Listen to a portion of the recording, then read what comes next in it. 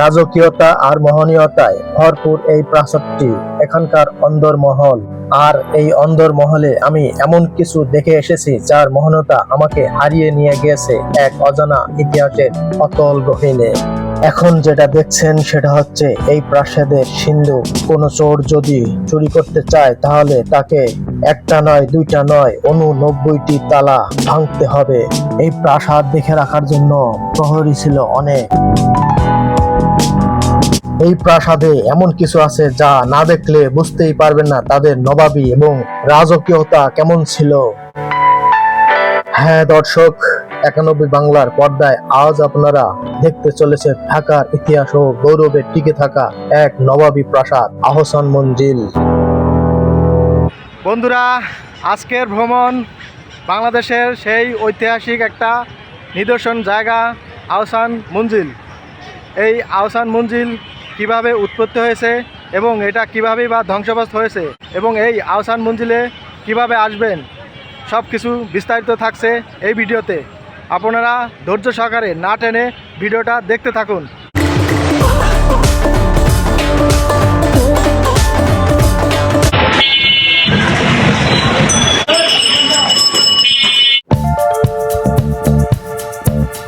পুরান ঢাকার সেই ব্যস্ততম পথ দিয়ে নবাবী প্রাসাদ আহসান মঞ্জিল দেখার জন্য ছুটে চলেছি আজ আমি।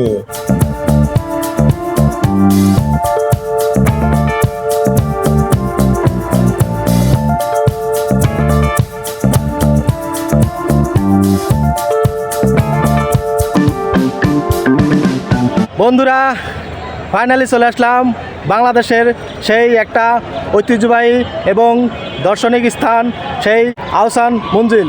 তো এটার মধ্যে ঢুকবো, দেখবো, ফিরবো এবং আপনাদেরকে দেখাবো। তাহলে সবাই আমার সাথেই থাকেন। আহসান মঞ্জিল প্রাসাদটি দেখার জন্য টিকিট কাটতে হয় দুইভাবে।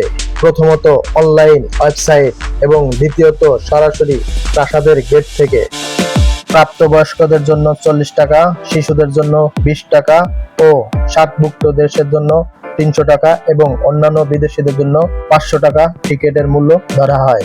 বন্ধুরা, ফাইনালি এই আহসান মঞ্জিলের টিকিট কাটলাম। টিকিটের মূল্য মাত্র 40 টাকা এবং আপনারা যদি কোনো ব্যাগ বা লাকেজ আনেন তাহলে অবশ্যই লাকেজ রুমে ওই লাকেজ জমা দিয়ে এই টোকনটা নিতে হবে এবং এই আহসান মঞ্জিল দেখার পরে এই টোকেন দেওয়ার পরে আপনার লাকেজ আবার পুনরায় ফিরে পাবেন।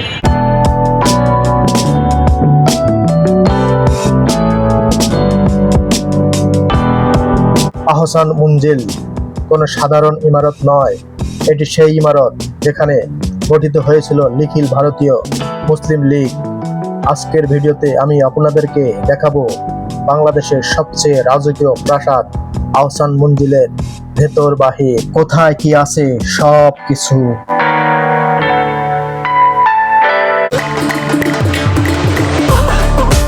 আহসান মঞ্জিল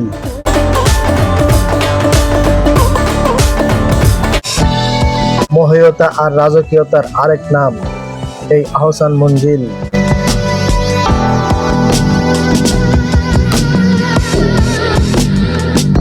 সবুজ গালিচায় ঘেরা এই অসাধারণ প্রাসাদের অবস্থান বাংলাদেশের রাজধানী ঢাকার বুড়িগঙ্গা নদীর তীরে ইসলামপুর এলাকায় অবস্থিত।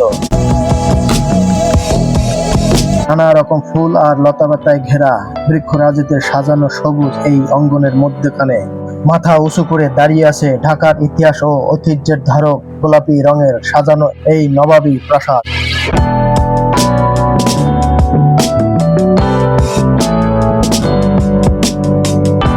মন মাতানো সৌন্দর্যের ঘেরা রাজকীয় প্রাসাদের 3 পাশে খোলা প্রান্তর, যার 2 পাশে নবাবী আমল ছিল সৌরভে ভরা ফুল বাগিচা। আর এই 2 প্রাসাদের মধ্যখানে যোগাযোগের জন্য তৈরি করা হয় একটি পথচারী সেতু। এই আহসান মঞ্জিলের সৌন্দর্য দূর থেকে কখনোই অনুভব করা সম্ভব নয়। তখনই আপনারা সৌন্দর্য অনুভব করতে পারবেন যখন আপনারা এখানে আসবেন। তখন চলুন বন্ধুরা, আহসান মঞ্জিলের পূর্বের ইতিহাস একটু জেনে নেই। অষ্টাদশ শতাব্দীর মাঝামাঝি সময়ের তখনকার জামালপুর পরগনার জমিদার শেখ এনায়েতুল্লাহ এখানে একটি রংমহল প্রতিষ্ঠা করেন। কিন্তু তার মৃত্যুর পর জমিদারের ছেলে শেখ মতিউল্লাহ এটি ফরাসি বণিকের কাছে বিক্রি করে দেন। এরপর 1830 সালের দিকে এই আহসানুল মঞ্জিলের পাশের এলাকা বেগমবাজার বসবাসকারী নবাব আব্দুল গনির বাবা খাজা আলিমুল্লাহ এটি কিনে নিয়ে বসবাস করতে থাকেন। তবে আরো 29 বছরের পরে অর্থাৎ 1859 সালে খাজা আব্দুল গনি মার্টিনাল কোম্পানি নামক একটি ইউরোপীয় নির্মাণ প্রকৌশলী প্রতিষ্ঠানের মাধ্যমে তৈরি করা হয় অষ্টায়নের অংশ হিসেবে পুরনো প্রাসাদের পাশেই নতুন করে এই প্রাসাদটির নির্মাণ কাজ শুরু করেন। দীর্ঘ 13 বছর পর 1872 সালে শেষ হয় প্রাসাদ নির্মাণের কাজ।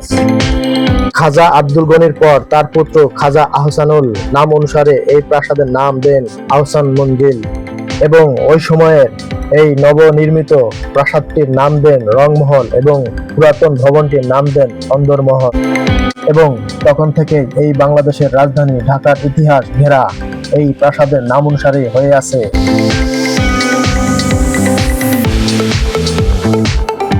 তো বন্ধুরা, এই আহসান মঞ্জিলের ভিতরে ঢুকবো, তাহলে যাই, চলুন দেখে আসি এটার ভিতরে কি অবস্থায় আছে। বন্ধুরা, বিশাল এই প্রাসাদের উঠানের সামনে প্রবেশ দরজার সিঁড়ি দিয়ে উঠে দেখলাম মন মাতানো এক বিশাল বারান্দা, যার ফ্লোর তৈরি করা হয়েছে মার্বেল পাথর দিয়ে এবং উপরের ছাদ তৈরি করা হয়েছে লোহার পাত দিয়ে। সত্যি অসাধারণ, যা দেখলে সমস্ত পর্যটকের মন মাতিয়ে নিয়ে যাবে সেই পূর্বের রাজকীয় ইতিহাসের দিকে।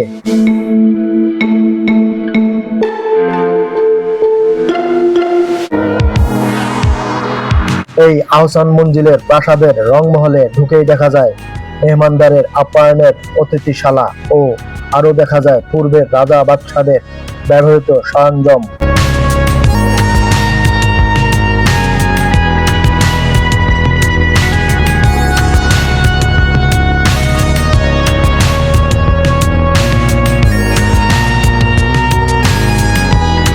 আহসান মঞ্জিলের রঙ্গমহলের এই পাশ আর ওই পাশ দুই পাশে রয়েছে সুবিশাল বারান্দা, যার কারুকার্য অনেকটাই নিখুঁত ও দেখতে অনেক সৌন্দর্যময়ী এবং রয়েছে ছাদের ঝুলানো জলসাবাতি ও কারুকার্যপূর্ণ ছাদ, যা দেখলে সত্যি মন পুলকিত হয়ে যায়।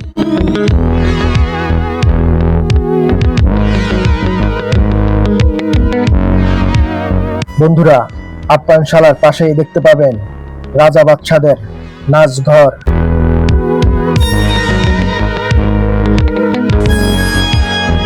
এটাই সেই নাচঘর, যার ভিতরে অনেক রঙ্গ তামাশা করতেন সেই আমলের রাজা বাদশারা।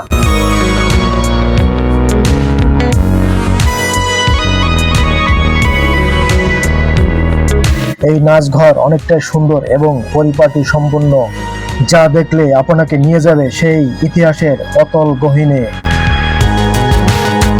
বন্ধুরা, এই প্রথম দেখলাম যে কোনো এক জায়গায় ভিডিও করতে এসে বাধাপ্রাপ্ত হতে হয়। এই আহসান মঞ্জিলে এসে ভিডিও করার সময় এখানকার কর্তৃপক্ষ দেয় বাধা।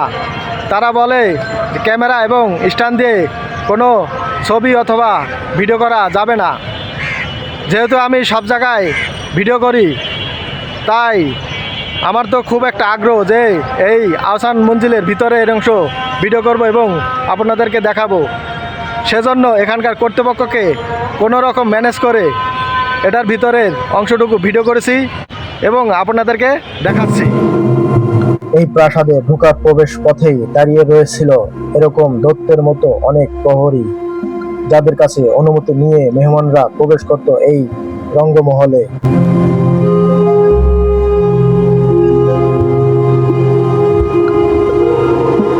এই রঙ্গমহলের ঢোকার সিঁড়ি অনেক নিখুঁত এবং কারুকার্য সম্পন্ন ও দেখতে অনেকটাই আকর্ষণীয়, যা দেখে আমার অবাক লেগেছে যে আগেকার রাজা বাদশারা কতই না রাজকীয়ভাবে জীবনযাপন করতেন। এই প্রাসাদের ভিতরে রয়েছে খাবার ঘর, লাইব্রেরি, জলসাঘর, দরবার হল এবং বিলিয়ার্ড খেলার জায়গা। বন্ধুরা, এই প্রাসাদের তৃতীয় তলায় রয়েছে অতিথিদের থাকার ঘর, বৈঠকখানা, নাচঘর, গ্রন্থাগার এবং আরো কিছু বসবাসের কক্ষ। বন্ধুরা, আপনারা এখন যাদের ছবি দেখছেন তারা হচ্ছে ওই সময়ের রাজা বাদশাদের বংশপরায়ণের সদস্যবৃন্দ। বন্ধুরা, এখন যেটা দেখতে পাচ্ছেন সেটা হচ্ছে পূর্বের রাজা বাদশাদের ঝলসানো বাতি এবং পাশেই রয়েছে তাদের যুদ্ধের সরঞ্জামাদি এবং এর পাশেই আছে বিশাল বড় একটা খাবার কক্ষ, যেখানে রাজা বাদশাদের সমস্ত লোকজন বসে খাবার গ্রহণ করতেন। এই খাবার ঘরের পাশেই রয়েছে বিশাল বড় একটা হাতির দাঁতওয়ালা মুকুট, যে দাঁতের মাধ্যমে তাদের ব্যবহৃত চিরুনি তৈরি করতেন। আজ আমি দাঁড়িয়ে আছি সেই প্রভাবশালী রাজা বাদশাদের কক্ষে, আর আমি ভাবতেছি তাদের প্রভাবশালীতা কতই না ছিল নিখুঁত।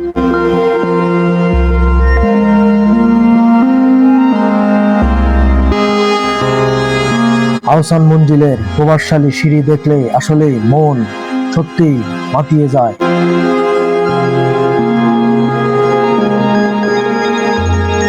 এই প্রভাবশালী সিঁড়ির পাশেই রয়েছে বৈঠকখানা ও বিলিয়ার্ড খেলার কক্ষ,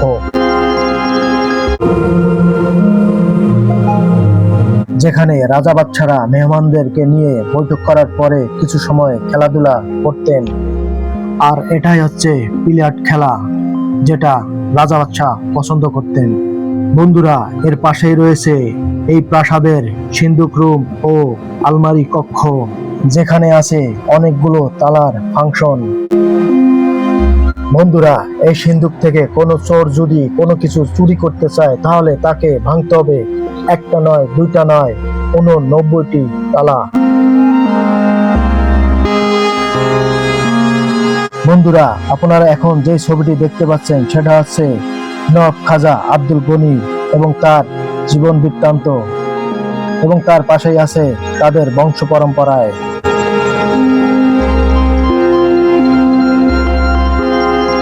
বন্ধুরা, এই প্রাসাদের দ্বিতীয় তলায় রয়েছে অনেক কিছু, তাই দেখতে আমি ছুটে চললাম সেই দ্বিতীয় তলায়।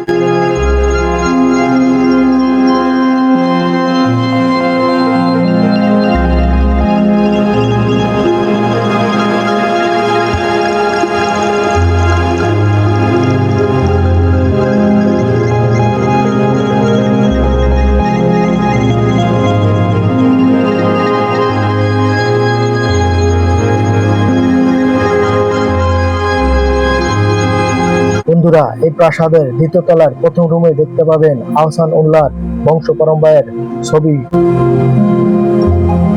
এবং এর পাশেই আছে তাদের ব্যবহৃত আর্থিক মুদ্রা সামগ্রী।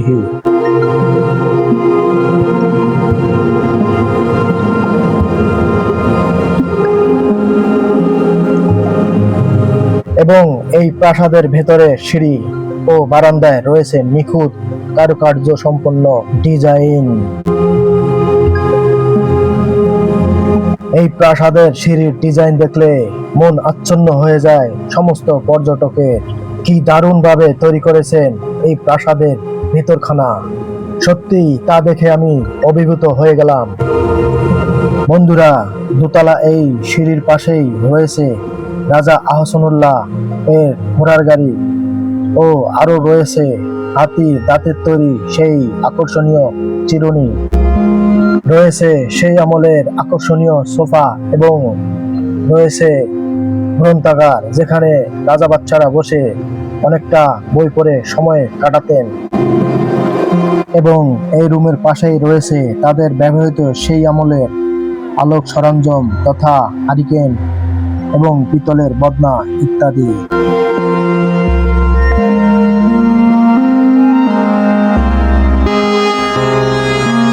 1952 সালে ভাষা আন্দোলনের দেশভাগের সময় খাজা আহসানুল্লাহ এর বংশধর খাজা হাবিবুল্লাহ এখান থেকে চলে যান ভারত মহারাষ্ট্রে।